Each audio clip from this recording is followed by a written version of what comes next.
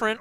And we'll see what ends up happening in this series as we go into Game 1 with Paladin versus the Warrior. Ooh boy, we're seeing some Immortal Prelate action already. Death Rattle, shuffle this into your deck. It keeps any enchantments. A lot of players were interested in seeing how this interacts with the Undertaker, but I'm not seeing that in AKAWonder's deck. So more so utilizing that alongside the traditional buffs, like Spike Ridge Steed, for instance. Yeah. So the last time that at least I saw the Paladin today, we were seeing a combo Paladin featuring Dahyoni, who used Youthful Brewmasters and Zolo the Gorgon to try and accumulate the improved hero powers from Uther of the Ebon Blade. That's not the case here. AKAWonder instead is choosing a traditional, mid-range centric approach to the Paladin that features Immortal Prelate, Shirvala the Tiger, Spike Ridge Steed, Shrink Ray, Call to Arms, just good cards. But more importantly, he seems to have gotten the memo that we're trying to show off the Spirit card. So he's playing Spirit of the Tiger, which I think is one of the more underrated spirits in Rastakhan's Rumble. That card has a fantastic ability to cast a Tiger spell based off of whatever mana cost that you cast on it previously. Yes, it is one that we've not seen just yet, and I think another one that was a bit underrated. The Spirits were not entirely as straightforward as they should have been, I think. A lot of people weren't sure how they would play out, but I think they're all pretty decent. We're going to see them making more of a splash than I think a lot of the card reviews were predicting. But from Bloodtrail's side, we're going to see a deck somewhat similar to what Sam Sao had in the last series, which is not an odd warrior, just your new version of a dragon and rush-oriented control warrior, featuring, of course, Akali the Rhino, which makes perfect sense, as Bloodtrail is repping the Rhinos here today. Yeah, it's just Dragon Warrior. I mean, it's got elements of control in it, but it's also got some tempo options. And it's also got a little bit of curve, but a little bit of top-end defensive stuff. So we'll see how Bloodtrail navigates this, and hopefully, for his sake, has a little better outcome than Samuel Tao did against Sintalol. Yeah, the Warrior not looking too good against Sintalol's very aggressive decks, but this deck from AKAWonder is significantly slower than the Hunter that Sintalol had brought. So I do think Bloodtrail's going to have enough time to unlock the real power of the dragons in this deck, and maybe we'll even get to see Akali the Rhino activate with that overkill effect, draw a rush minion and give it +5/+5. Yeah, it's a little bit interesting as Dragon Maw Scorcher, one of the new cards that we were talking about, that has a Dread Infernal-like impact of dealing 1 damage to all minions, but not heroes. But what's kind of interesting is Bloodtrail's choice of the mid stages of this game. He's got Cobalt Scalebanes. That's not exactly what we used to see in Dragon Warrior or any kind of warrior deck that was that wasn't the Alexstrasza's champion. Type where it was just really fast-paced. So this kind of takes me back a little bit, Cora. It's like turning back the clock and seeing a little bit more mid-range and aggressive-focused Dragon Warrior deck. Now all we need is Netherspite Historian and Twilight Guardian back, and we're looking at some really retro warrior action. But this still does keep a lot of the spirit of the Dragon Warrior. It's a more mid-rangey style of deck that does have a ton of late-game potential, but, I mean, they're playing Prince Keleseth, so there's a chance that this deck can get quite aggressive, and Cobalt Scalebane just opens that door for it. Yeah, I guess it is just pretty much mid-range. But here's Warmaster Voon going to copy more Scalebane. Swords for everybody. That is one of my favorite animations of the set. If you see in the background of his card in Golden, he's got all those music notes back. He's just this heavy metal guy who's going to duplicate all of these dragons in hand. It's so cool. Oh, yeah. Very slick. Very thematic. Plus, he's got nice hair. I know you're a fan of the colored hair yourself. What makes you say that? Just a hunch. Well, you know me so well, Cora. You're a very understated guy, but I think you've got this creative entity inside you just wanting to burst free. Whoa! Whoa! What a rip! Dragon Maw Scorcher off the top. Everything is one. You can even just see AKAWonder felt the burn on that one. Yeah, that is one of the more hyped dragons to come from Rastakhan's Rumble. Just having that little bit of AoE on a 5-mana body. Yeah. Really very useful. But High Priest Thekel making an appearance, now going to convert all but 1 health into armor. This will unlock all of that healing potential for the Paladin. Yeah, and what's important about that healing is gives AKAWonder opportunities to utilize some of the other cards like Flash of Light, which is new, and we'll see how deep he ends up going into the tank. to heal, because I feel like his deck list is a little bit more mid-range centric and less about like healing and doing big combos off of it. Yeah, I do have to wonder with this deck as well as with Samuel Tsao's Paladin, what's the win condition? With Samuel Tsao's, at least he had the 4-mana minion. If you gain 10 health this game, it gains +4/+4 and taunt, so a 4-mana 8/8. He was able to push 10 damage with that with a Spike Ridge Steed, and it looked like that might have been able to close out the game for him. But AKAWonder's Paladin deck doesn't beat this Warrior in a value game. It's just not going to happen. Yeah, it has a lot of decent value tools. You have things like Sunkeeper Terran, which can help trade your Silverhand recruits to challenge the Lich King. So you have those tools available to you, but for the most part, I feel like AKAWonder is just going to try to control the board and push against Bloodtrail right now. And Bloodtrail has minions, but he doesn't have access to the traditional tools that Warrior uses defensively, like Brawl or any weapons. In fact, he's just going to drop Lich King to see if he can grab a nice card off the Death Knight. And he gets Death Grip. That's not going to do it. He was much more looking for Death Coil or a Death in Decay there to be able to clean up some of this board. Yeah, or just Army of the Dead is great because he has so many dragons in the deck. Or Frostmourne would be pretty good against a lot of what Paladin has to offer. I mean, I guess we can say that he wanted almost anything besides Death Grip. Yeah, I think that is quite safe to say here. But AKAWonder can get through the Lich King really easily just with the Sunkeeper Terran, continue to push damage, and he's actually putting quite a bit of pressure on Bloodtrail. Like you said, this version of the deck is so minion-oriented that they're not running removal like Brawl and Reckless Flurry, so the removal options are going to be largely minion-based for Bloodtrail. He simply doesn't have a way to deal with this board. Okay, I want him to take, with the Death Grip, Shirvala the Tiger. And the reason why is because there is only one non-minion card in this entire Warrior deck, and that's Bloodrazor. He actually has no way to play Shirvala ever with any traditional means. Everything is minions in his deck. It's actually pretty funny. It's 28 minions with 1 Bloodrazor and 1 Sulphraze. Wow. That's a bit much. But when minions have Rush, they do operate as pseudo-removal. Yeah, that's true. Unfortunately, just not enough Spirit of the Tiger. Now, Cora, are these deck lists open? I do not actually know. Because if you know that there's no removal tools, then this Spiker Steed is going to summon a 6/6 and also buff with the 2/6 Spiker Steed effect. And that's just so much board to overcome. I don't care how many Spellbreakers and other things you remove. Oh, I apologize. He actually has 2 weapons in his deck with the Sulphraze. But still, the point still stands. Bloodtrail is in a huge mess right now. Can't really do anything. He's in heaps of trouble here.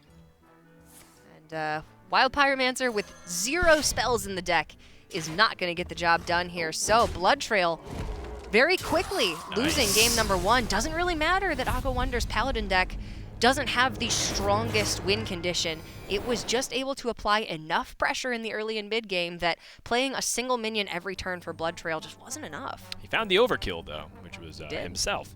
Now, AKAWonder's Paladin deck, I think what we might be doing is writing off just how good some Paladin cards are by itself. You look at Sunkeeper Terran, the flexibility to be aggressive and defensive, but I want to highlight a couple of other cards like the Spirit of the Tiger, and you guys got to see a little bit of why it is potentially a really powerful mid-range Paladin card. The fact that you have so much flexibility to buff certain targets that aren't the Tiger, that goes well not only in mid-range decks, but also even Quest Paladin, because I know Brian Kibler preaches about that every day to me, every time I talk to him. Yep. And I think, Paladin has a lot of tools that are unexplored, so even though people are playing like Heal Paladin, they're like, I'm not sure if I find the best success that I can. I want you guys to continue to explore that, because I think Paladin has a lot to offer. Well, and the whole point of the Paladin archetype is to play spells that can do other things, that can generate additional minions, or they can draw additional cards. And the Spirit of the Tiger just allows for all of those spells to develop a board at the same time. So you get to your Shirvala, but you're also able to fight on the board with minions that are generated from these spells. So it's actually a really cool archetype that I think is starting to come to light with this Heal Paladin variant. And I'm really excited to see what continues to develop here, because obviously we're only 24 hours into the meta. Odd Mage is is looking really strong. Zul'jin and Spell Hunter's looking very good. But there's all these different archetypes that we just really haven't had the time to explore yet. Yeah, where are all my rogue buddies at? I feel like rogue hasn't gotten any love so far today, and I think there's some really fun tools. I'm a big fan of the Spirit of the Shark. It's pretty much the only reason why I'm playing a lot of the rogue decks that I am, just because I want to keep doubling up on everything. I also really like Grawl the Shark. It's just the Loa and the Spirit is a fantastic combination. People are talking to me about Pirate Rogue and like how Cannon Barrage and the bounty card that helps you draw. Like there's a lot of stuff. Absolutely insane. 3 base Where damage, 3 more for each pirate you have on the board for 6 mana. It's just nuts. But like at the same time, where my Warlock's at? I thought that Discard Warlock was going to get so much love on the first couple of days just because it got a lot of new gas for the archetype, but we're not seeing it anywhere. It's going to be AKAWonder on the mage, so your Dragonhawk's represented yet again, Dan. And Bloodtrail bringing out what looks to be a variant of Deathrattle Hunter here. It's got a lot of similarities to previous Deathrattle Hunters, but we're going to be seeing new cards like Baited Arrow, Undasta at the top end, as well as a single copy of Master's Call. And not every card in this deck, not every minion, is a beast, but there are enough of them that maybe that Master's Call could be quite powerful. Yeah, checks out to me, or for me rather. AKAWonder on the normal control mage, no Spellstone in hand. Bloodtrail has no incentive to play the secret, can just hero power and get the mage down. Can Hunter present enough of a threat to warrant to get past all of these waves of removal that AKAWonder has? Well, that's where the Death Rattles are going to come in. Kathrina Winterwisp is really, really solid through large removal because you have to go through her twice, essentially. And if all else fails, Bloodtrail does have Zul'jin at the top end to resummon those secrets and those spellstones. AKAWonder just drew one of the new legendary minions for Mage, Hexlord Malakras. This is an 8-mana minion that lets you put a copy of whatever your starting hand was into your hand. So that means another copy of Polymorph, another copy of Dragon's Fury, assuming it's going to activate, and another Ziliax.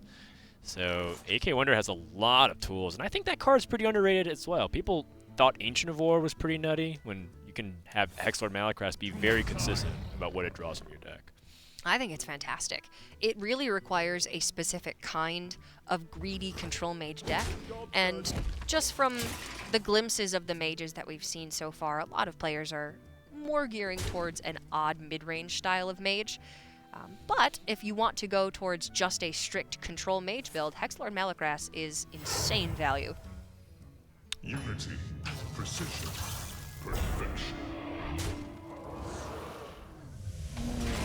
And AKAWonder is just going to have so many resources, whereas Bloodtrail already starting to fall behind on actually impactful things he can do. He's got the secrets, but he has no Spellstone. And then his curve doesn't really start ramping up until turn 7 with that Amani Warbear. But with no cube and no Play Dead or Terrascale Stalker shenanigans in the deck, it's going to fall a lot flatter than a traditional Deathrattle Hunter. Yeah, it could end up coming to a case where Bloodtrail runs out of threats and AKAWonder just sticks one threat that Hunter can't deal with.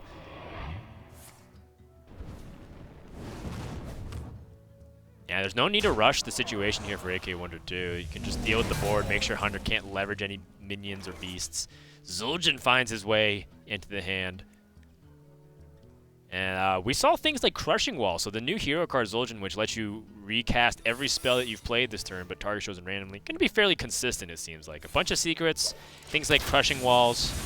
Baited Arrow, Animal Companions, the good stuff that can't backfire too badly. You think Baited Arrow is really good. What's so funny is that I was saying, like, oh, Baited Arrow, I'm going to give this card a chance. And a lot of people are like, nah, that card, it's just worse than Flanking Strike. And I'm like, why not both? Look, Fire Elemental is a very good card. Baited Arrow is a lot like Fire Elemental, and it's a spell. Well, it can go face and summon a 5/5. That's all I want to do. I just want to overkill everybody. Okay. You And have just that summon. option now. I saw this clip of Tice where he just, like, had 6 Malagos on the board, and he, like, just created a taunt totem with just one spell because he hit him for so much damage. It was so insane. Oh, yeah, the new Shaman 1-mana spell. Yeah, it was like Totemic Slam, I think. Yeah, AKAWonder, again, under no pressure. We're kind of in the early stages of this game. This might seem like a late game because it's 7 mana each, but both players have somewhat resigned to the fact that they're all just kind of jockeying for early game position. It's about to get a little bit more intense soon. Except this Katharina, even though it's going to pull out a beast, most likely will be running straight into a polymorph. But hey, you could bring that sheep back with Revenge of the Wild. It's a beast. Yes, you are correct. A little bit more Assuming powerful, it doesn't though. die this turn. Oh! That would be a shame. A second polymorph. Oh, man. Well, now you can bring back both sheeps. And with the Spirit of the Dragonhawk on the board, the hero power will target adjacent minions as well. And that is one way that AKAWonder is going to make up for the fact that his hero power only deals 1 damage. He can hero power down 3 minions at the same time, get to that Jan'alai a lot faster than he normally would be able to. Oof. Things are looking rough for Bloodtrail. Well,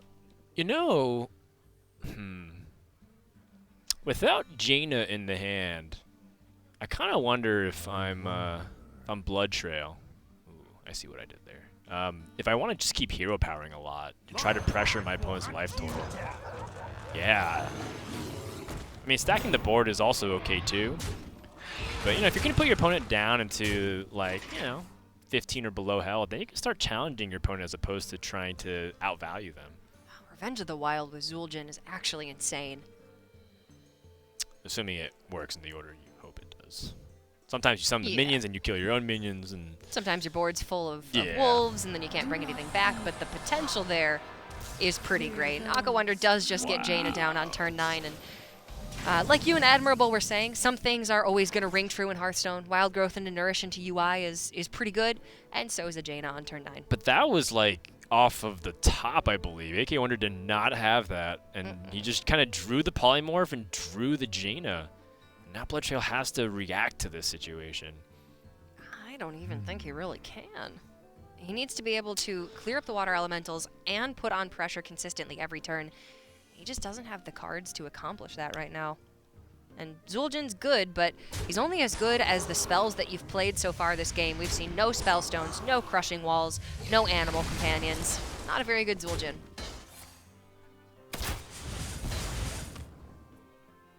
You could toss more secrets into the pool, but what do they really accomplish in terms of the state of the board right now? Not really much. This is more of just an investment of his mana. Keeps Explosive Trap. Explosive Trap actually does have its use. If Mage gets down to a certain amount of health, they can't do anything, and Water Elemental tries to attack into them, you can actually force Mage to kill itself. Okay. Crushing Walls does help deal with Water Elementals. You can even just save it for next turn because your opponent's going to try to create something. Yeah, very likely we're going to see AKAWonder drop down that Daring Fire Eater and ping it off just to generate another Water Elemental this turn. Bloodtrail still has 2 Spellstones in the deck that he would like to be able to buff with that explosive. Oh, wait. Witch's Cauldron. This summons Snake Trap, too. So it's more 1/1s. Oh, boy. That's not very good. Oh, the Witch's Cauldron. If it was able to survive, that'd be actually so cool. Yeah, that would have been sweet, but AKAWonder can just ping it off here. Man, imagine if, he got, the Stormbringer or some other really ridiculous shenanigans.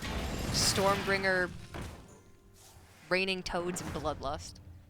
Something nuts. But now AKAWonder's going to shut that right down. That might seem like overkill, but remember, he has Hexlord Malacraft, so he can just get back more AoE. And might as well just keep this board safe as possible. He has so much removal left, and AKAWonder even playing around Crushing Walls there by putting the Raven Familiar on the edge. That's now another spell in the pool for Zul'jin. It's a really good one, but still, how is Bloodtrail going to kill AKAWonder at this point? He is looking at getting a high-value Zul'jin and then finding Deathstalker Rexar. That's pretty much his line to victory here. If he doesn't find a good Deathstalker Rexar opportunity, what he might end up doing is time Zul'jin when he thinks AKAWonder is out of removal, and then try to do one giant push. It's kind of like a it's a Hail Mary play. Yeah. But you know, if he's getting pressured and he has to clear the board and do other stuff, then I don't think he can really take an alternative line here. Even more removal coming in for AKAWonder. Welcome to the show.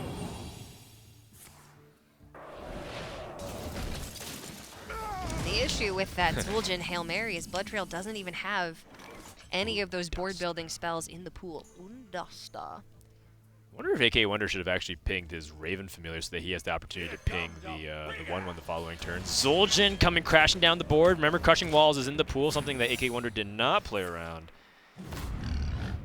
He's got a furrowed brow, maybe Uh-oh. a little bit surprised by what's happening here. 2 Huffers. 2 Water Elementals dead. Well, it's not the biggest board, He but... ended his turn before he saw the animation! Oh, Bloodtrail. Oh, that'd be a mistake. Not be a mistake indeed, Bloodtrail. 8 damage missed there. That was Bloodtrail's opening. Like you said, Dan, he needed a good Zul'jin, and he found as good of one as he would have gotten this game. Missed opportunities here. Not as bad as Stitch Tracker into Keleseth, but not great. He just didn't believe. He didn't believe in the double offer. Dragon Sphere going to clear the board. AKAWonder can pretty much just play anything. And he also has Dragon Caller Alana, so he actually has ways to deal with the threat. And Zul'jin's already been cast, and while it did a great job of clearing the board and developing, he is, again, far behind. And Undasta is fantastic, one of the strongest cards in the set for Rastakhan's Rumble. But he also has a condition. It needs a beast in the hand for maximum value. Otherwise, it's a really expensive Charged Devilsaur. There's just not that many beasts in the deck for Bloodtrail, actually. He has only 1 Witchwood Grizzly, 1 Amani Warbear, Undasta, and King Crush. And that's it. Normal Death Rattle Hunter lists prior to Rastakhan's Rumble release were running at least 6 beasts. Yeah. And, I mean, AKAWonder can pretty much play anything that he wants. If he wants to summon a Wild Elemental through Voodoo Doll, he could. He can play Dragon Call on it for maximum pressure. He can even justify just removing and passing. Oh, that's so cool. Oh, yeah, he has the Zilliax, too. Forgot about that. I was like, yeah, he's got all removal, but he even has another minion that can help fight for the board or even pressure. Not that great, though, because Zul'jin does have the Berserker's Axe, which deals 2 damage. Well, Snipe's not going to do it. Nope. And this is a really good showcase of why I felt like Revenge of the Wild's hype was a little bit over the top, because Revenge of the Wild is a great combo card, but that's what it is. It's a combo card. You need to have it paired with certain other cards in order for it to have any impact. And now you can see where it kind of helps cement the game and win from certain positions, but it's situational. And right now, Bloodtrail could use almost any other card in the Hunter arsenal. No! Tragedy.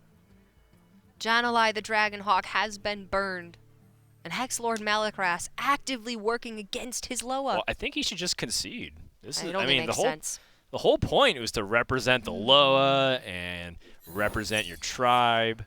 This is the shame concede situation for AKAWonder here. It's the honorable concede. Oh. He did Jan'alai dirty.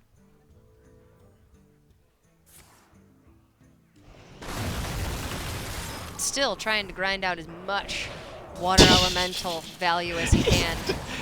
No amount of water elementals can make up for a lost Ragnaros, Dan. Okay, well, you know, maybe Bloodtrail has an opportunity here with Master's Call. Let's see what beasts he can discover, if any. I don't think he has any left in the deck. Yeah. This Jacker will just discover this Jacker. He can't do anything. That's the thing. There's no more minions in the deck except itself. He's running Undasta and Revenge of the Wild, and I don't think he's got enough beasts. It's only a 1-stick tracker. Yeah, just the one. Wow, I was gonna. Oh my gosh, that's pretty hilarious. If it doesn't work out perfectly, you hope for an epic failed dud, you know, and I think that's exactly what happened just now. We had the really epic fail from AKAWonder, burning that Jan'alai, and then something pretty epic from Bloodtrail as well. Sorry. It's very amusing to me that AKAWonder just keeps having hand space issues. Like everything that is happening is because he's holding 10 cards. But all of this is just swatting flies. This is not really annoying or difficult like for AKAWonder. He's just chilling. Yeah, when your problem is you have too many cards and your opponent has no cards, you don't really have a problem. Yeah, you tend to lose in those situations. I've seen a couple of comebacks, but Bloodtrail is going to concede. AKAWonder cruises to a 2-0 lead. His last remaining deck is his Odd Warrior. And Bloodtrail, I mean, we might realistically get some warrior on warrior action, but it's not going to be like an armor up fest. It's going to be dragons versus the Odd Warrior, which would be pretty cool. And then of course we have his Beast Hunter and a very interesting Undertaker Paladin. Yeah, it's going to be more of a value battle between the two warrior decks, and a win on paper for AKAWonder, but a moral defeat there as he did burn Jan'alai the Dragonhawk. He didn't get to play Ragnaros that game. Yep. So hopefully he's not going to let that one get to him. You know, come back strong. The Troll Champions are still getting some play time. Hexlord Malakras looking pretty sweet there. I don't think he's too upset about it. I think he's kind of like Vin Diesel crying in his dollar bills right now. Where it's just, I'm really sad that happened, but I'm just, I'm winning and I'm up 2-0. I'm really comfy. Still taking in revenue from the pacifier, and you're like, I'm sorry I had to do that, but it wasn't actually that bad, and people are still buying it. So one thing that we didn't really mention is that the matchups for today's Rastakhan's Rumble Invitational is specifically pitting the East versus the West. We have Americas and Europe up against South Korea and Taiwan for each match. And so far, South Korea and Taiwan's lost every single match. So, now that AKAWonder's up 2-0, he could continue. He can put the pin for the Europe sweep, and then it's up to Dog for the USA/Americas sweep. And that just kind of is a little blemish on the great mark that Asia Pacific's had in 2018. That would be quite the victory for the US and Europe. We'll have to see how this one ends up. And then, of course, we've got Rid Gerwins taking on Dog in our final series of the day. I'm looking forward to that one. We got some Shaman and Priest action going on. Some Warlock action. Little Warlock. That's going to be the fun one. Not that these haven't been fun, but we've seen a good amount of Paladin and Warrior. We've got an idea of what these decks can do now. Let's get to something different. All right, well, don't count your Gurubashi chickens before they hatch, Cora. Let's go I would into never. Odd Warrior versus... Let's see how I can identify this. Oh, it's got a Mechano Egg, so we can call it an Egg Warrior. Or it's actually a Death Rattle Warrior. It's a Death Rattle Paladin, excuse me. It's got Mechano Egg, it's got the Immortal Prelate, and the Undertaker. And the way the Undertaker works is with the Immortal Prelate is I believe it inherits the fact that it shuffles into the deck while keeping any buff.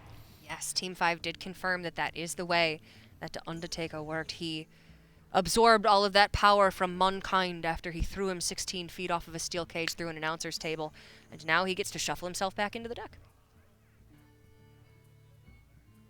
Seems good to me. Pretty sweet. Yeah. But for AKAWonder, it's going to be a tank-up fest. This is an Odd Warrior that does feature some of the new dragons, but it's going to have a lot more removal than the Warrior that we saw from Bloodtrail.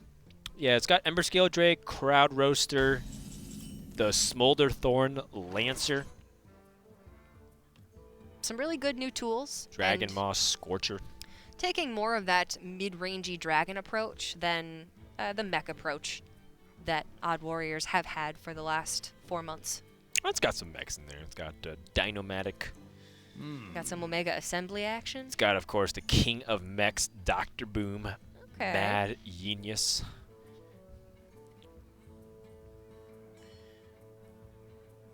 Bloodtrail kind of wondering if he wants to go a little bit aggressive with like things like Busting of Kings, or if he wants to take it a little bit slower and just develop slowly onto the board. I personally don't like the idea of dragging the game on against Odd Warrior. They can play slow, drawn-out fatigue games. Bloodtrail's middle name isn't slow. I don't know what it is, but it's not slow. Kings just lines up too well this turn. He could have gotten the Annoyo module down and then gotten Kings onto a minion with Divine Shield, but this just puts on so much pressure immediately and forces AKAWonder to have to deal with it. Oh, wow. Cool. AKAWonder going for a Reckless Flurry. This is how much he respects Bloodtrail's ability to pressure. Yeah, he's Does willing to seem part quite ways early. with some premium removal. But he does have a lot of AoE. He's got Brawl. He's got the Dragon Maw for light AoE against hero powers. He's got Primordial Drake. Some good options. No, it was a fantastic setup for this specific instance. Dragon Maw Scorchers basically taking complete control of the board, and Bloodtrail struggled for legitimate turn 5 plays. Which is quite unfortunate, but looking at his list, he only has a single copy of Mechano Egg in that 5 slot. Right. He wants everything to die so that the Undertaker can inherit everything. Which, you know what? We've now seen 3 rather different versions of this Paladin deck. Yeah, and And I I'm don't know if I excited. agree with any of them. Like, I feel like all of them have, like, they definitely have the good ideas, Yes. but it's like I can spot like 1 or 2 holes. For example, Bloodtrail's mid game looks Awful. a little bit. It looks pretty pitiful at this point. He's just hero powering on turns 5 and 6 and hoping that AKAWonder will let him develop. And obviously, AKAWonder is going to try to stop that. In fact, he's going to try to develop himself. I'm kind of worried if this deck does force you to pick between a weak mid game and a strong end game, or a Right. strong mid game and a weak end game. Yeah. No, I don't know. You hit the nail on the head. It can't really do both very effectively, at least from the list that we saw. And I'm sure that there's a lot of Paladin players out there that are working on the list. But again, these players had less than 24 hours to prepare, so no skin off their back. I mean, 9 other classes, or 8 other classes other than Paladin. You didn't have to play it. But I do think this one is at least a cooler approach, I'll say. Strictly because we have the Undertaker at the top end and the ability to continuously shuffle itself into the deck with Immortal Prelate. So you do have that, not infinite, but that additional value into the late game that Right. if Bloodtrail does get there, I think will give him a really nice win condition against a control style of warrior deck. But we're just seeing these dragons put on so much pressure that before Rastakhan's Rumble, the warrior didn't really have access to. In the mid game, it was Direhorn Hatchling, and maybe you get Elise the Trailblazer down on curve. But there wasn't a whole lot else going on there before Dr. Boom. No, yeah, it's a really good point. Not really much going on, but I think this is a deck where you can get away with being very greedy. The Odd Warrior is a deck that Paladin get away with being very greedy, because you can see that Bloodtrail he's taking his time. He wants to Immortal Prelate and Spike Ridge Steed. So that way, when Immortal Prelate dies, it shuffles back into the deck with the Spike Ridge Steed effect, and that'll help him very much in the late game to collect more value against this deck. Not to mention, if he does go late against Odd Warrior, the Undertaker should hypothetically keep him safe for fatigue for a long time. Yeah, that's a good point. The Smolderthorn Lancer has taken the spot of the Ironbeak Owl in AKAWonder's warrior deck, so there's no risk of silence happening here.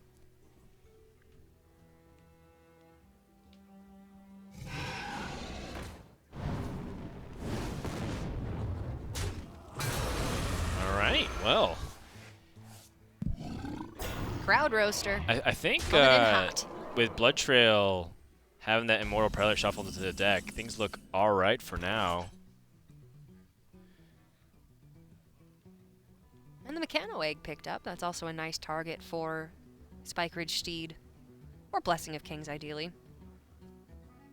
Yeah, Mechano Egg, and then Immortal Prelate, and then one last Death Rattle in the deck. Because you can inherit 3, and he's very particular about his deck list. Bloodtrail only put a few Death Rattle minions in the entire list. It was Mechano Egg, it was Immortal Prelate. I only see the 2. Oh, you might be right. Look at that. I would think Oh. that maybe Oh, Tyrion. there's- Tyrion Fordering's in there. Oh, of course. Maybe there's some room for a loot hoarder in the list, but no, Bloodtrail has been very particular about what he's putting into these lists, and only including those 3 Death Rattles to try and get maximum Undertaker value. Bloodtrail immediately scrambling his eggs. Just wants the Dino Omelet right now instead of perhaps using layers of Death Rattles to offset the brawls. AKAWonder's going to be hard-boiled to clear this up right now. Oh, What now? very nice, very nice. Well, he can. That was an excellent pun, Cora. You're not gonna crack me, Dan. I'm stronger than that. Oh my gosh, I need to Google egg puns. I have quite a tough shell. Oh my gosh, he's way too good. I concede. You've bested me. King's onto the Robosaur, trades over Ysera really cleanly. But we see a new challenger. The 7-mana discover a 6-cost minion, give it Divine Shield. So I think Bloodtrail, well, one, Lay on Hands is very hard to play, and his hand was feeling a little bit sparse.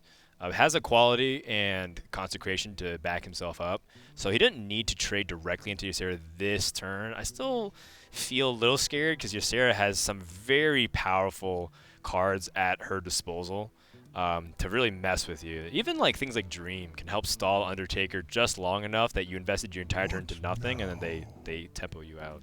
Honestly, I think the reason that you and I both feel that way, because I absolutely agree, is because we've been playing the game for so long, and Ysera used to be the premium late-game card. Yeah. Especially in Dragon decks. Nowadays, Lich King is a lot more powerful than Ysera, and on board, it's just a 4-attack minion. So Bloodtrail clearly less worried about an additional Dream card than we are.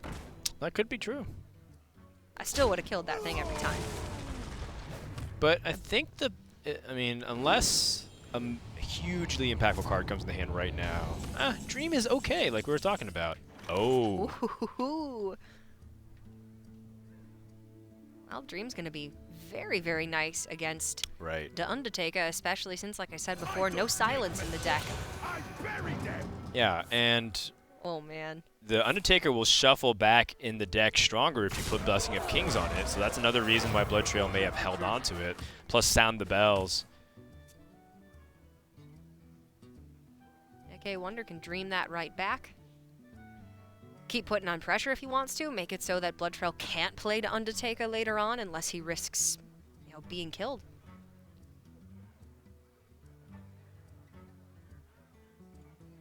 But I will say, AKAWonder is running out of substantial pressure. Dr. Boom, of course, can get Delivery Drone and continue to discover very powerful mechs, but AKAWonder's sitting on a lot of removal right now.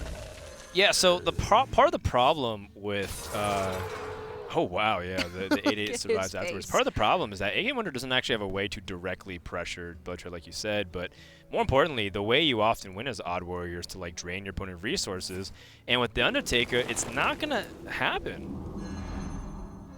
Because Bloodtrail is able to successfully get off early, the Undertaker, as long as it keeps dying, will keep shuffling into the deck.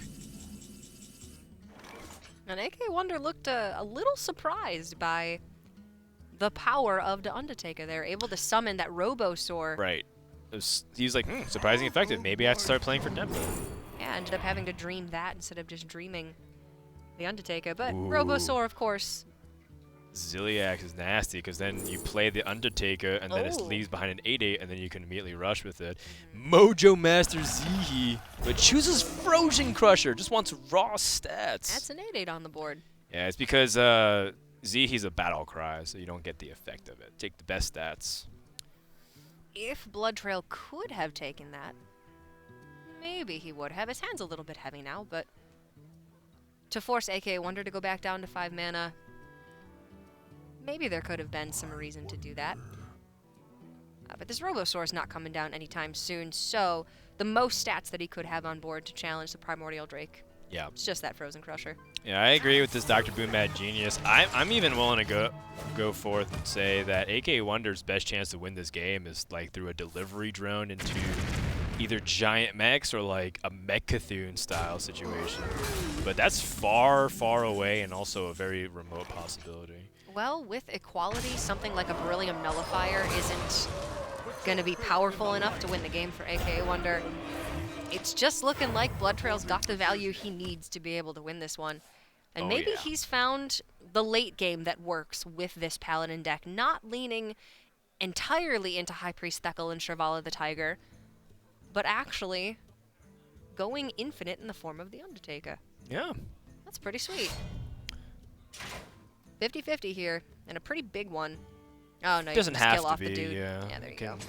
be a complete clear if you hero powers and does the proper sequencing so he doesn't have to guess. Got Ashbringer up now. For Bloodtrail, he can start chipping away the armor with that. And he draws back into the Immortal Prelate. I believe that is the one with Spike-Ridge Steed attached. Yes. Spike-Ridge Steed and Blessing of Kington is just going to continue to get stronger. Oh, man. Yeah. Brian Kibler's going to love that card. I mean, with the double polymorph is sorely missed from the mage class right now. Yeah. That would have been very nice. And that's how you ultimately attack this. A lot of people are wondering, like, oh, is this just literally an unstoppable combo? It's like, no, you can actually just polymorph the Immortal Prelate, and then, like, the Undertaker won't proc on anything, and that entire strategy crumbles. It just so happened that AKAWonder already won with this mage. Now Bloodtrail's like, well, you know, without polymorph, I feel like this deck's a lot better. This deck's also really, really weak just to silences. So the fact that AKAWonder's not running any of those silences means that Bloodtrail can have all the fun that he wants to have right now. Yeah. And this can be a +5, +10 sound the bells. Yeah. Could even end the Pyromancer so he can get past the weapon. Seems fairly efficient that way. Nice. And remember, the Prelate keeps all the buffs. That is the power of this new card. Rastakhan's Rumble. It's a 2-mana minion that's going to stay a 2-mana minion when it's shuffled back into Bloodtrail's deck. And that's if AKAWonder can even kill it. Oh, man. He is giving him the business right now. He just has no ability to answer this whatsoever. He has to brawl and hope it dies. Jeez. That's his best chance for removal at the moment. And that's only a temporary removal because Bloodtrail's going to find it again eventually. Well, hold on. Is there a silence, or not silence, but is there something we can do with the Stone of Defender or the Omega Sunbird, perhaps? Don't believe there's any mechs that silence. Yeah, or like do any weird thing to potentially manipulate that, but I don't think so. Not thinking of no poisonous or no silence mechs. Yeah. Stubborn Gastropod is poisonous, obviously, but it's very easy for Bloodtrail to get past that and keep the Prelate on the board. Chain Gang is a good pick for maximizing your brawl opportunities, but again, this is just kind of band-aiding the gaping wound that's right now in the side of this warrior. He needs stitches, and he is not getting to the doctor anytime soon. Well, the doctor already came. Diagnosis, likely to die. It's terminal. Ooh. He is on hospice right now, and there's the Undertaker Ooh. to maybe deal the final blow. Ah, Robosaur's back for revenge. I would watch that sequel, Robosaur 2. The revenge of Robosaur. Yeah, AKAWonder picks up second Omega Assembly. He has to find something or he has to brawl. He could also do both. He can Omega Assembly first, doesn't like his options, he can go for Serenite Chain Gang Brawl. He's got the Micro Squad up, too. Oh, you're right. Micro Squad Brawl is better. Missile Launcher. If you can... Oh, you know what? So it's Missile Launcher onto the Venomizer from the Hunter class, but the Warrior has no way to get Venomizer to have that poisonous Missile Launcher. Yeah, that's true. Okay, then.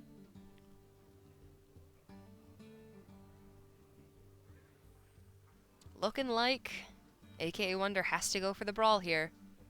Yeah. The only thing is Bloodtrail still has more threats to follow up, but if he can weather the storm and, you know, because Paladin still has a handful of cards remaining in their deck, so they don't, if Bloodtrail doesn't draw Immortal Prelate or the Undertaker, then perhaps AKAWonder can find a one-turn window to pressure just enough to force Bloodtrail to not play those cards.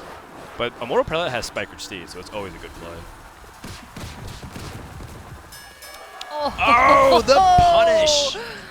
And Not the lethal! a chance. Uther of the Ebon Blade, 5-attack weapon, and Bloodtrail able to seal it with Undertaker Paladin. What do you think about that, Cora? I think that was absolutely sweet. I am looking forward to trying out that deck. Yeah, Right up my alley. It's a fun one. It's definitely a fun one, and I feel like, you know, capitalizing on the fact that Mage already has gotten the win worked out in Bloodtrail's favor, but, you know, he's still pretty far behind when he was down 0-2. Now he's down 1-2. Still has to win with his Warrior and Hunter, and I got a big question mark over my head about that Warrior deck. Dragon Warrior is great, one of the coolest archetypes that ever exist in Hearthstone. Agreed.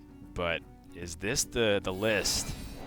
Is the version of Dragon Warrior with 28 minions and 2 weapons the ideal version of the deck? When you have access to both your even and odd cards, it just seems like you should want those really solid even spells like Execute and Warpath in the deck even more, but he's taken the absolute opposite stance. Perhaps the logic is he has those effects through the minions, right? When you talk about, I want to say this name correctly. I'm still memorizing card names. Apologies there. Smolderthorn Lancer. So Smolderthorn Lancer is a 3-mana 3/2 that effectively acts as Execute through a battle cry, which sometimes can be even better. Yeah. For things like Tarantus or things you can't target.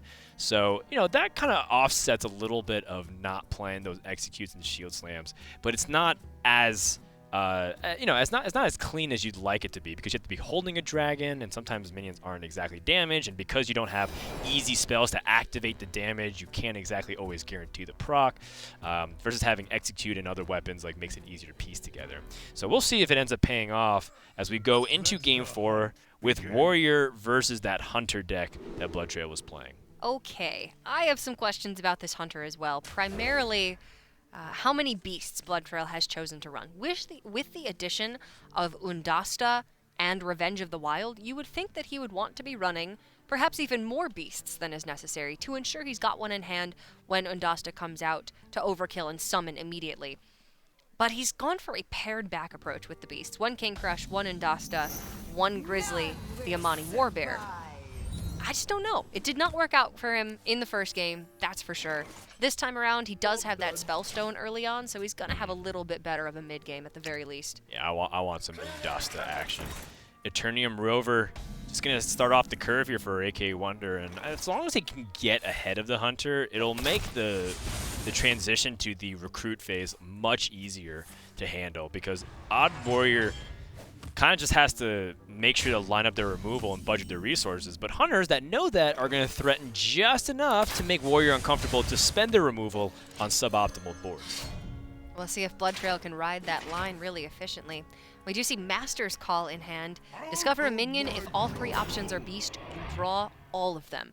So, usually with this card, I would think you're going to want to tailor your deck to be primarily beasts to maximize the ability of Master's Call to draw 3 cards. If it's Bloodtrail and there's no Stitch Tracker ruining your Discovers, then it's not Bloodtrail in my book. Then what's the point?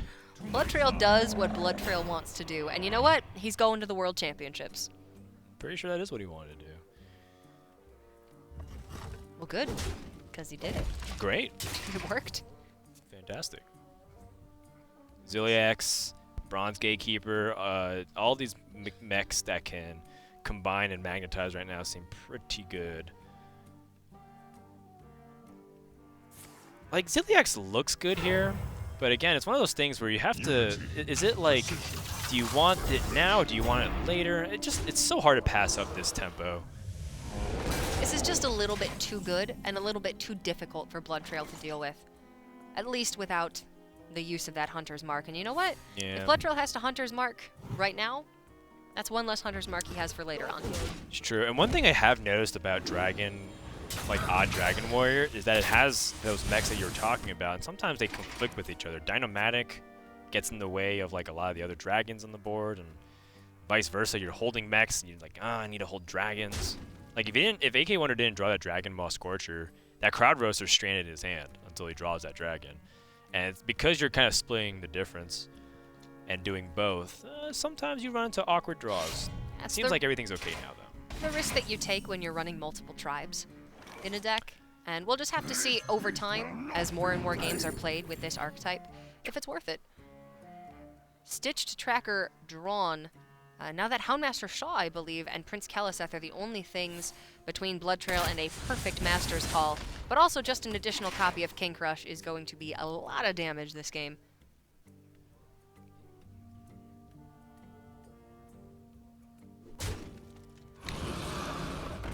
With second Dragon Maw Scorcher drawn, AKAWonder is free to play one of them just to clear board here. This could quite possibly be the longest I've Well, like the latest I've ever seen Warrior have no armor when they play Odd Warrior. Like AKAWonder is at a clean 30, and this is somewhat unprecedented because he's not losing the board. He actually had board control, and yet he hasn't been able to tank up as much as he'd like. Well, having preemptively played that Super Collider is going to pay off for him. Yeah, I mean, Spellstone and Super Collider is a very bad matchup for the Hunter. It's just so efficient. Hitting 2-for-1s 3 times with a single weapon is significantly better than, say, Gorehowl in this meta.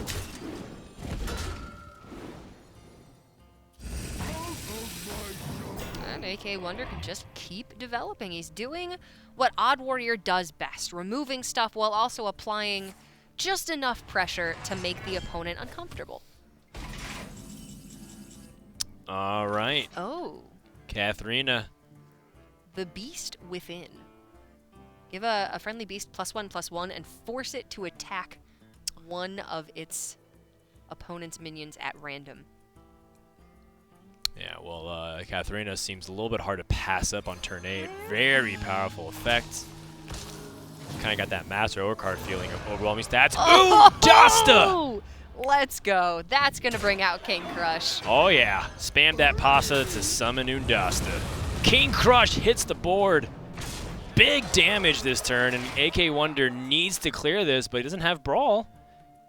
This is the hype we were waiting for from Undasta. Looked like it was going to be one of the most powerful cards in the set. Hasn't lived up to it just yet, but right here you see how well it can fit into Death Rattle Hunter. Maybe it fits into Druid as well. Yeah, but Super Collider is a heck of a card. It pretty much nullifies most of this board, and because AKAWonder has tank up, can afford that health difference. Yeah, and I mean, you can just hide behind a taunt. You can crowd roast, although you're a little bit scared of what comes out on the other side, but you know Witchwood Grizzly's in the deck, so that's probably the most likely outcome. There's still a King Crush in the deck, though.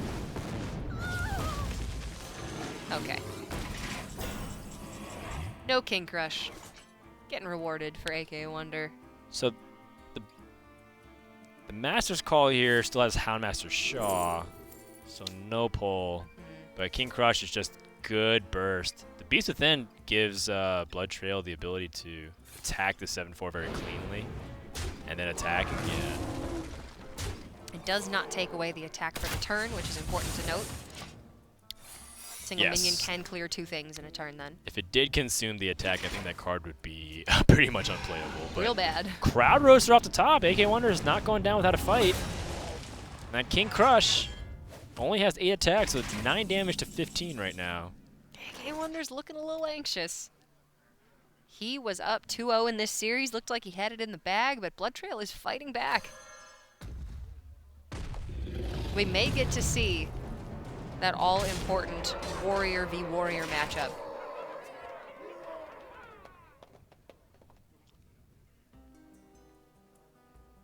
Huh. Well, it's not clean removal, but it's removal nonetheless. You can just trade this and play the Dragon Maw and the Bronze Gatekeeper.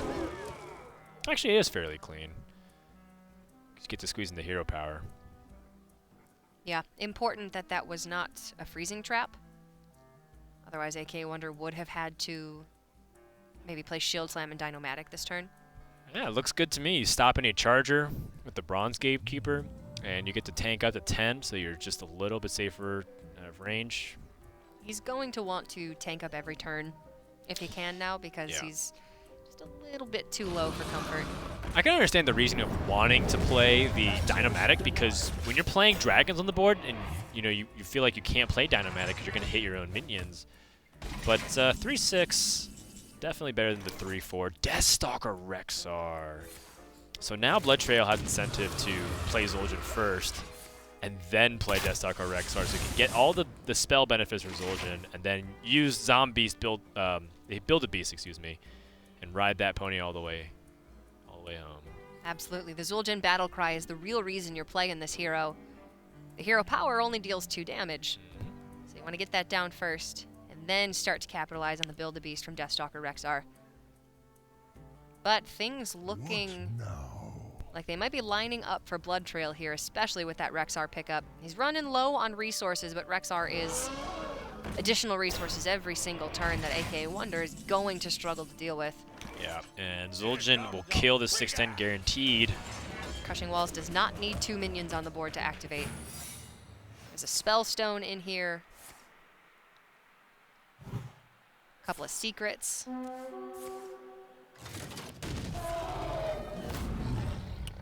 Hey, Bloodtrail waiting before the animations finish. But He's doesn't learned. it doesn't get the hover this time though. Okay, he learned his lesson. And he gets to discover an additional copy of the Amani Warbear.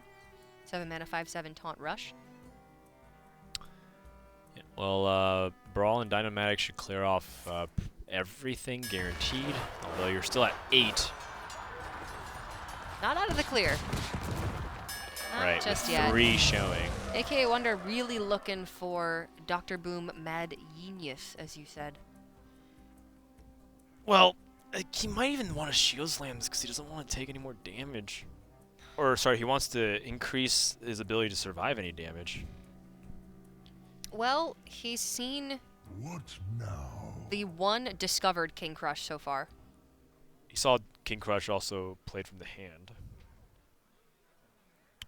But was that a Master's Call or was that a I think it was Master's Call. I think there's still a natural King Crush in the deck. Master's Call draws it though, so you don't actually have a copy of it. It does. Okay. Then Yes. that would have been As far as I the know. King Crush. Ooh, nice little sequencing here from Bloodtrail. Just using both hero powers from the hero before and after. Now AKAWonder, under the gun, realizes that his time is limited. So he better make it count, but doesn't quite have the resources to do it just yet. Needs to find Dr. Boom, needs to get something big. Maybe Ysera can pull him back if Bloodtrail gets some really bad beast options here. I feel like if there's any tale of the tape today, it's pretty much the struggles of Warrior. I feel like Odd Warrior is fantastic at what it does best. But the stuff like against aggressive decks like Odd Rogue, for example, but against decks that have actual late game prowess, it tends to flounder a bit. Look at this, just pass. Do nothing for 10 mana. I worry that the dragons are just making Odd Warrior more difficult to execute perfectly, making it a little bit more inconsistent. Well, I mean, it's fairly consistent at what it wants to do, which is clear the board. It's not very good at doing anything to their opponent, which has kind of been the struggle for Warrior for a while. Well, you're introducing dragons into a deck that very heavily plays mechs. Suddenly your Dynamatic is less consistent. Suddenly you really, really need to find those dragons to be able to activate your other dragons, whereas in the deck that Bloodtrail is running, there's just so many more dragons that it's naturally going to be more consistent. Yeah, it's all true, what you're saying. But I don't know. Again, it's day 2. Things are going to change quite significantly. And Hunter with Deathstalker Rexar is always going to be a bad matchup for Odd Warrior, regardless of if it has dragons or not. There's some really cheeky stuff with this Echo. Oh my goodness. You can keep reducing the Maybe cost that of the Tundra beast Rhino. on the Death Rattle. Yeah, it's really funny. Tundra Rhino gets cheaper, Warbait gets cheaper. It's all good, no matter what ends up happening. Not to mention that AKAWonder still has to deal with these 3/2s, so he's going to end up having to commit Minion on the board or use his last charge of Super Collider. Dynamatic gonna clean this up easily. And 1 reduction apiece.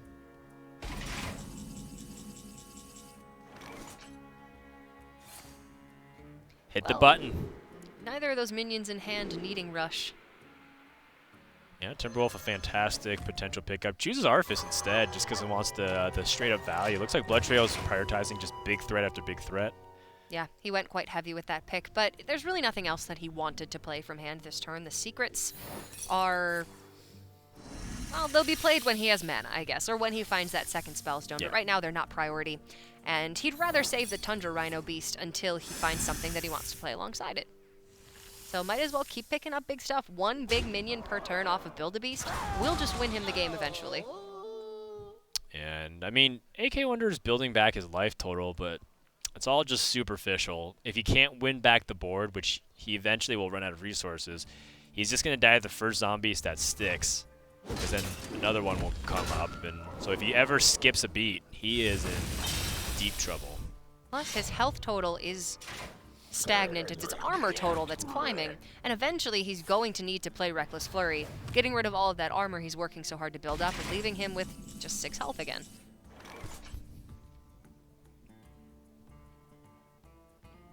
Baited Arrow, deal 3 damage, overkill, summon a 5/5.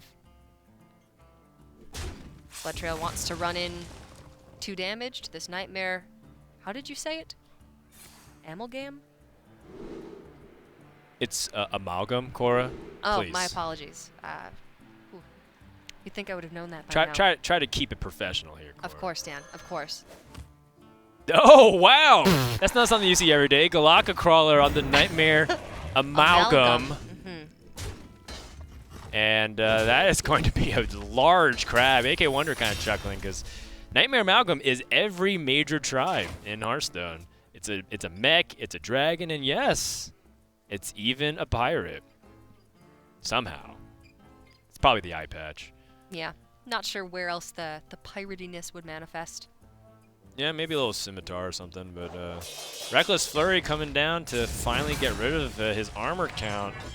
Build it back up again. But still can't develop anything that actually puts pressure on Bloodtrail. He's playing the removal game for now, trying to check the beasts every turn until he finds Dr. Boom and Omega Assembly, and that's where his real board presence is going to come from.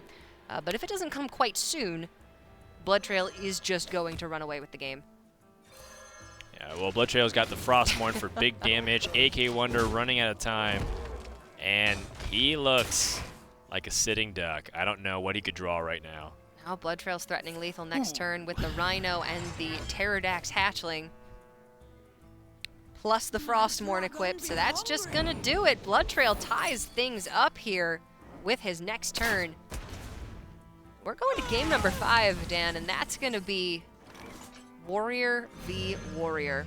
Very different warriors, though. Someone has to win. The Warrior decks, I think, have been struggling, and we'll see. Based off Conquest, last Warrior standing. Which one's it going to be, though? The Odd Warrior or the 28 minions, 2 weapons Warrior with 0 spells? Sure, we could find a better name for it. Let's call it Dragon Warrior. But they're both Dragon Warrior. Yeah, that's true. One is more of an odd... Well, one's more mid-range and one's more control-oriented, Yeah. so... Bloodtrail having the mid-range could end up just getting drained of resources, but if he finds like that pocket where Scalebane and a few other dragons don't get checked, it just could put out major damage. So we'll see. Maybe he just ends up drawing Kelseth on 2 and then ends up overpowering through just a really powerful curve, or perhaps he has to pivot and then utilize these late-game combos and then show off what things like Akali the Rhino and its Spirit can do. Yeah, I think War Master Voon going to be very key in this matchup as well, giving Bloodtrail additional resources to be able to outlast the odd control warrior here from AKAWonder. I want to see Akali activate. We've seen it in hand. We've not seen it actually played to get that overkill activation of a +5/+5 on a rush minion. So hopefully Bloodtrail can make some magic happen here, but he's already drawn Keleseth, so things are off to a pretty good start. Yeah. And then AKAWonder's perspective, he has to play keep away for a long time. Things like Omega Assembly, not really that great early on unless he needs it for curve reasons, but even then it's not very good guarantee. Want to prioritize removing early tempo. Chooses to keep the Stonehill Defender. I think that shows how much he wants to actually do something instead of hero power early on. Yeah, I don't mind keeping the Stonehill. I'm not sure that Bloodtrail needed to keep that Bloodraiser, as the early game from AKAWonder is going to be he kept really Bloodraiser? weak. He did. He kept Keleseth and Bloodraiser. Interesting. If he's running his own Acolyte of Pains, say, then keeping Bloodraiser I think is fine. But without that, I just don't think he needs it in this matchup. But hey, we'll find out. Keleseth's That's to gonna buff be brutal. the deck. 28 minions in this deck. And he just buffed 24 of them. Town Crier can draw one immediately.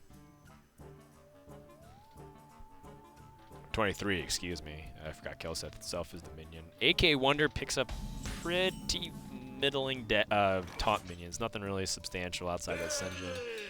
That Spirit of the Rhino making an appearance. Your rush minions are immune the turn they are played. Importantly, it's only 1 mana. You can fit it alongside those rush minions very easily. That just sounds really good. Especially because it got buffed by the Kelsa, so it's not just a helpless minion. Yeah, we saw it get buffed by Cobalt Scalebane in the first game that Bloodtrail played. It didn't get any value, but you know what? It was a 3/3. Not bad.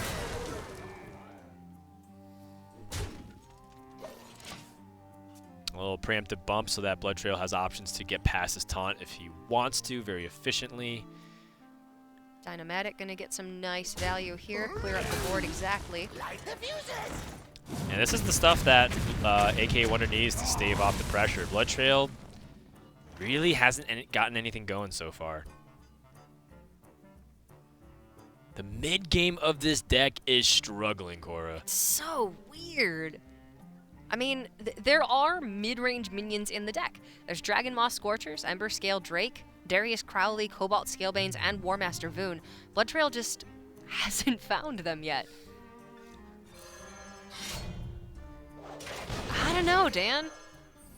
I just don't know about this one. Well, okay, so even though he has things like Rabid Worgen, Frothing Berserkers, Keleseth, you know, all these early game minions to play, 15 of his cards cost 5 or more, which means that he's very likely to have an awkward, heavy-headed hand, which means he can't really start his snowball effect, you know, very consistently. And here's the thing, he even had Prince Keleseth and Towncrier. So you're starting to see kind of how deck building really does influence a lot of these draws. You might think, well, yeah, I just drew awkwardly, that's why I lost, but there's maybe a little bit more to that. Maybe Bloodtrail just got a little bit too heavy-handed with all the dragons he wanted to play, which I think is a very relatable problem that a lot of us have. Oh, absolutely. I just want to play everything. I used to put Nefarian in every deck that I possibly could. Should I have? No. But it was fun. I think that everyone agrees that even if we were allowed to play more than 30 cards in a Hearthstone deck, that it would be a bad idea to do so, but I'd probably do it, you know, several times just because, you know, I don't want to have to choose. I love equally. Just those decks where you'd think more is more. More is more. Yeah. Hey, Crowd Roaster getting some nice value here. Gonna clear off the Ember Scale Drake and allow Bloodtrail to push some damage finally. His curve's shaping up a lot better now going into the later turns where he can get down Lich King and Ysera. Yeah, the hope is that it baits out removal so that way these big threats can do some big damage. Lich King and Ysera. Really nice inclusion in the Odd Warrior deck. In particular is that Smolder Thorn Lancer. Yeah, it's interesting to me that AKAWonder isn't like trying to be proactive. Like he had this opportunity to drop Dragon Moss Scorcher, which is just way better offensively stat-wise. You know, like for example, it would have them be able to answer a higher health threat. It actually conveniently works out because of the second Crowd Roaster, or because he has this execute on a stick with the Smolder Thorn Lancer. But it's just like it's kind of interesting to me. Everything's better on a stick. Now Bloodtrail's got to answer back. Again, deck doesn't have any spells, so Sulfraze can start to piece apart this board. But there's no Brawl, no Reckless Flurry. Yeah, Sulfraze in this position is fairly insane because Bloodtrail has the ability to also coin out Militia Commander, and because of the Keleseth buff, it ends up becoming a very strong minion to deal with. Like, its stats are so powerful. It's a 5/6. Yeah, very clean. Or probably a clear. 6/6, excuse me. Goes back to a 3-attack minion at the end of the turn, but Oh, wow, I like that. He has Frostmourne, so recognizing that Sulfraze, even if he can attack again, might as well just get the damage out. yeah, the deck from Bloodtrail starting to come together a little bit. Yeah, but I think it's also because of inaction from AKAWonder too. He's kind of just letting Bloodtrail develop, and then he's trying to respond. And the truth is, his hand is made up of a handful of proactive threats. He has Lich King, Baku. I mean, the Amalgam is also kind of something you play proactively, not reactively.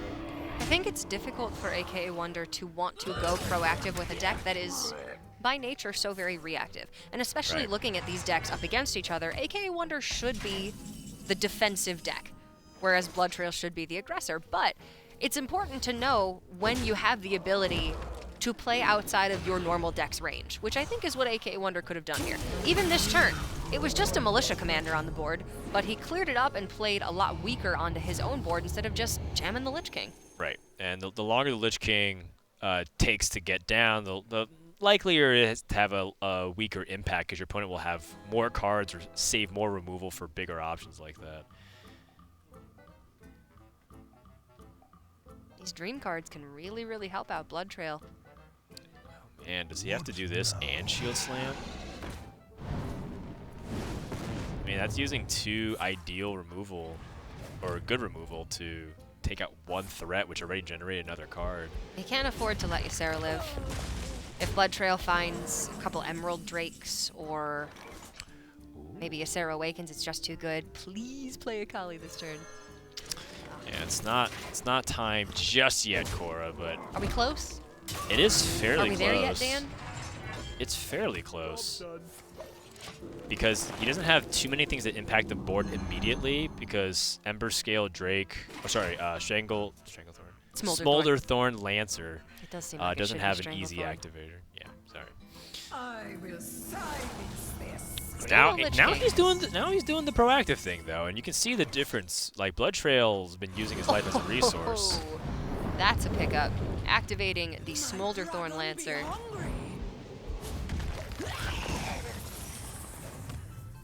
Man, how annoying is this like Kel'Seth buff too? Just like really inconveniencing AKAWonder at every direction.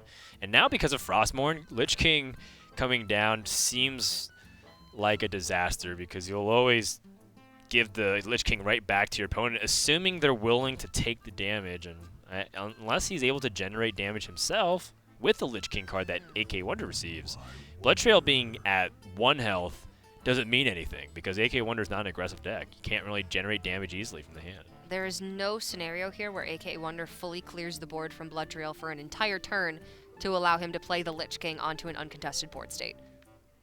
Bloodtrail's gonna hold on to this Frostmourne here because he simply needs to get the value from it. Dragon be hungry.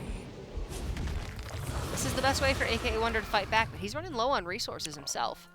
Oh yeah, it's Rhino time. Be still my Rhino loving heart. Is it not Rhino time? Frothing Berserker is tempting. But Bloodtrail's gotta represent Akali's Rhinos here. Do your Loa proud, Bloodtrail. I wonder. It might be better just to play double 5s because of the safety of like gaining that 5 life, but what are you really afraid of? You still haven't seen a Stonehill Defender card being revealed. He could get a 9/9 Darius Crowley. I mean, I think that or the Rabid Morgan. Either of those options are great. Yes! Woo! Oh my gosh, that's so much stats. I forgot about the Kel'Seth buff, Well, too. here's the thing about Overkill that a lot of people I felt like overlooked is that you need to deal with that Rhino too because it can do its effect again. That's why Undasta and some of these other Overkill minions I feel like are potentially like going to be super houses or powerhouses in the late stage of the game because they might be able to stack their advantage if you set up your cards correctly. Yeah, it's very rare that they're going to get multiple activations on the Overkill effect, but it can happen. So this is going to force a response from AKAWonder. Very likely we're going to see Shield Slam and the Lich King here. But he knows that there is a rush minion in hand for Bloodtrail Right. that has +5/+5 and can just kill the Lich King outright. So this Lich King card had better be very good. Yeah, I think it has to be Frostmourne right back. Because I don't even know if Death Coil can get AKAWonder over the hump. It's a 5 damage burst now, but you need it over a couple turns. What now? It's coming down to the wire. We've had this set up for a while. No Eternum Rover. Doom Pact is... I mean, maybe it buys AKAWonder a little bit more time, but now he's still looking for that win condition. He's looking for Dr. Boom or Omega Assembly to make that Doom Pact even good here. And AKAWonder's still at 42 life. He can still tank up every turn. But as far as the fight for board prominence, Bloodtrail is looking like he's going to come out in the lead here. Oh, and Bloodtrail's thinking he should kind of, you know, go all out in terms of his aggression with double Throttling Berserker. It's not all in, but it is as good as it gets for this turn in terms of all-out aggression. AKAWonder doesn't have Brawl, doesn't have his Reckless Flurry. Doom Pack's looking really good now, though. As long as it does not burn True that. Dr. Boom. Not the best mechs. I think he was hoping to pick up some way to remove that 9-1 to lose one less card from his deck. Brawl, Crowd Roaster, and Brawl. Okay. I mean, to be honest, Bloodtrail's not going to be playing many big wide boards anymore. He's going to be playing 1 or 2 minions. So if you can at least contend on the board. Well, with the pickup of that Omega Assembly, now just looking at the way the hands are shaping up, AKAWonder's at such a massive life total that anytime he basically picks up Dr. Boom Mad Genius and these mechs have rush, I think he's actually going to be in an advantage. It's interesting that AKAWonder's been holding on to things like his Eternium Rover because it just gets killed off by the Frostmourne anyways. So if you're not going to extend to the board so you can get magnetic ability, then why play only one? I guess because he wants his opponent to actually attack into force it. it out. Yeah. But it does seem like Bloodtrail would wait to attack with that Frostmourne until he gets value from it. So if AKAWonder just hadn't played Eternium Rover, there just wouldn't be a 7-4 and a 3-6 on the board now as well. So he probably just shouldn't have played it. Or my eyes get itchy and I have makeup all over my fingers. No, How don't do do it. women do it? Don't do I it. don't get it. You can't touch your face. Ugh. Contact lenses go in, you don't touch them for the rest of the day. You're not Alright, even a little bit wearing of a side mascara. is you'll see when it comes back on broadcast. You know, it is everywhere. Nah, it's fine. I mean, Sloppy Joe's all over my face right now. AKAWonder has pretty much no good option to develop. He's playing with a mech warrior hand right now, and he has 10 mana. And nothing's looking good. He's playing a mech warrior without Dr. Boom active, so none of these mechs have rush. And if he were to go for Security Rover plus Replicating Menace and just build up, you know, a big rover that tries to challenge, there's a Spellbreaker waiting on Bloodtrail's side. So that plan of action is not going to work. And now he's just taking too much damage every turn. This screams to me that AKAWonder's just playing minions because he feels like he doesn't want to do nothing. Yeah, this screams indecision. Yeah, and with 2 brawls being eliminated, I don't blame him because it's tough to think, okay, I can draw into my other area of effect cards, but you lost a couple of them. A couple of your best ones. And I kind of was saying, okay, well, maybe you're not going to go wide on Brawl. I forgot about Frostmourne, so that was actually a really big deal and a miscalculation on my part. Well, hey, you I'm know not what? playing. He needed the Doom Pact to even get to this point in the game. The fact that both of the brawls were burned was unfortunate. Bloodtrail trying to figure out how much pressure he wants to put on exactly.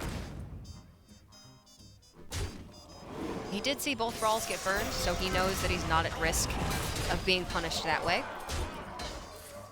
Depends on if there is still one Reckless Flurry remaining.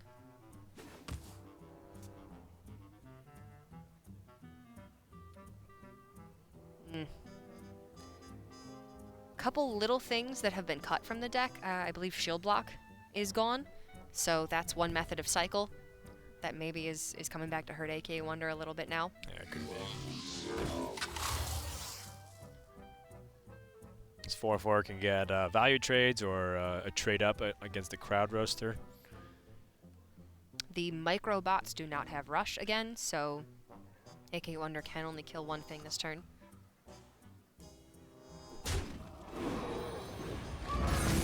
And I know it seems weird that we're being very negative about the position that AKAWonder is in because he does have 46 life. But he's so substantially behind on board, and Bloodtrail's 15 life might as well be 46 himself. If AKAWonder can't kill him, he can't kill him. Whoa. Ooh. Big boy Grom making an appearance. Yeah. I mean, my opponent's down to 1 card. I like going to get him. Yeah, Yeah. exactly. No, let's not wait anymore. Let's just get straight to it. Cut to the chase. Even if AKAWonder plays Reckless Flurry here and full clears the board, Bloodtrail just goes Ember Scale Drake, Cobalt Scalebane. And then what does AKAWonder do? Well, he can discover 3 mechs and collect all of them. Better be some good mechs. All right, Nullifier's all right. War Gear's pretty solid. It's just like solid though. It's good, but he still needs to throw 7 damage into the Grom, which doesn't leave him with anything.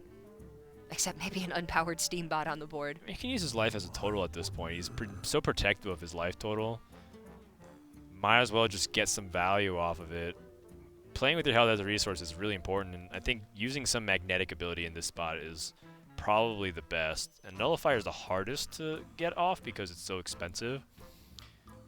So it seems to me that AKAWonder has an option of either Nullifier or War Gear in this spot. I think he's got to go with the War Gear double trade over Grom. Then maybe he holds down with the Steambot, but I'm not sure what he's hoping to magnetize onto it later. Beryllium Nullifier is too expensive. That's why I was kind of wanted the Nullifier and just maybe pick off a little bit of the smaller minions, but you're right, Grom's too big of a threat. And now this is just 9 damage going face for Bloodtrail. He can even push 5 more with the Corcoran. Yeah, Bloodtrail not being too impatient, taking his time. He knows this board is enough to win him the game. He hasn't seen answers from AKAWonder. He's still not going to see answers from AKAWonder. Although Nightmare Amalgam is the bridge between the 2 tribes. The best of both worlds here as a mech and as a dragon. So, all things to all people. yeah, very peaceful creature. He can magnetize that with the Beryllium Nullifier and maybe start to pick apart the board a little bit. But Dr. Boom looking like it's in the bottom 5-6 cards of his deck, and that's just not where it needs to be in this matchup. Magic neutralized.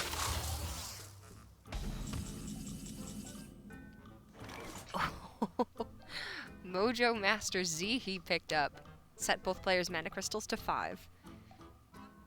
Yeah, you know, it's just kind of a regular mid-range minion at this point. Although it's funny because you shut down AKAWonder's ability to perhaps draw into like the ideal removal combo, like with certain cards. But I feel like AKAWonder's lost most of that anyways. What Z he does do is shut off the possibility of Dr. Boom being played next turn. And also, this is an exhibition to show off the new cards, and I'd like to see Mojo Master Z played at least one time, considering that several of these players put him in the deck. I've not seen its animation just yet. And I really don't think there's a reason not to play it here, being the most important part. Just a sip. Then you are mine. Just a sip. Yeah, just the sip. And now AKAWonder doesn't have... Oh, he does have a Reckless Flurry. Oh, Okay. that's a board clear. No, it's not. Almost. Almost a board clear.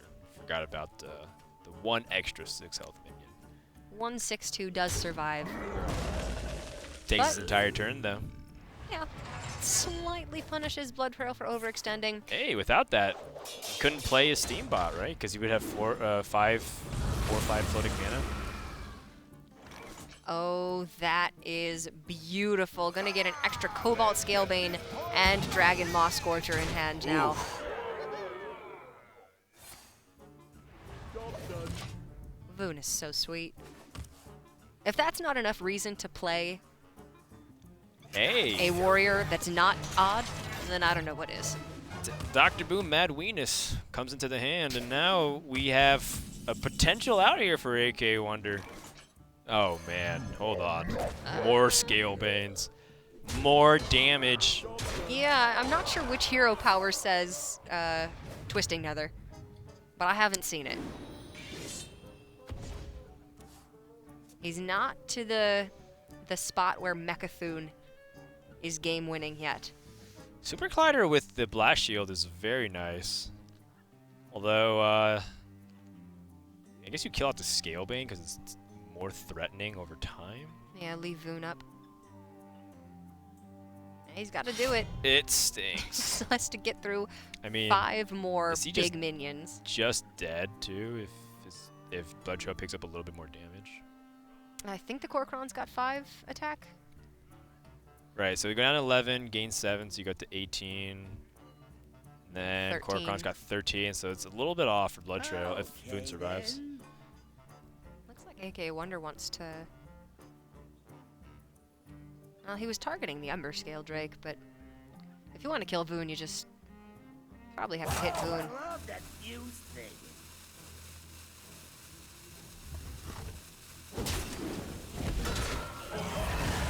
Well, okay, he takes 2 less damage from that, but there was a world where the Scalebane dies and Voon survives. It's 2 less damage now, with a lot more upside because of the other Scalebane. Let's just get these... Can't get these Scalebanes going because then... You force it. Yeah, Well, I that's- mean, Super Collider kills, but AKAWonder also just dies. You are Pretty correct. dang soon. If he attacks into it, he goes down to 3 health, and then Kor'kron Elite should finish the game, assuming there isn't some taunt in the way, or more life gain. I mean, this is great Super Collider value, but it doesn't matter because AKAWonder only has 12 life. So Kor'kron Elite is just going to potentially end the game. Yeah, Darius Crowley is what, a 5/5? And the Unpowered Steambot is a 0/9. Still not going to be the game just yet. It's not adding up. Bloodtrail can get +2/+2 onto Yeah. the Darius Crowley. I By kind of attacking want him in to play the Kor'kron Drake. first. I mean, at this point, it's like the 5 armor is often going to be way too late. You need, I guess because he's in fatigue situation, he needs that armor. What's even his last card, though? I have no idea. Something that probably isn't going to save him here. Ooh, I like this sequencing. Darius Crowley gets the buff. Can AKAWonder do anything with his 30th card? And it is... It is a dragon. It's Sarah. Sarah. Well, in that case, very much worth it. So the Ember Scale Drake puts him to 8. Kaboom allows him to hit into Darius Crowley Yeah. and full clear the board, going down to just 1 health. And died to Bloodtrail literally doing nothing. Yep. Bloodtrail can rope him for 70 seconds and then let AKAWonder count down to death. If Bloodtrail can't get him, Fatigue Wow. certainly can. That's going to be a reverse sweep for Taiwan.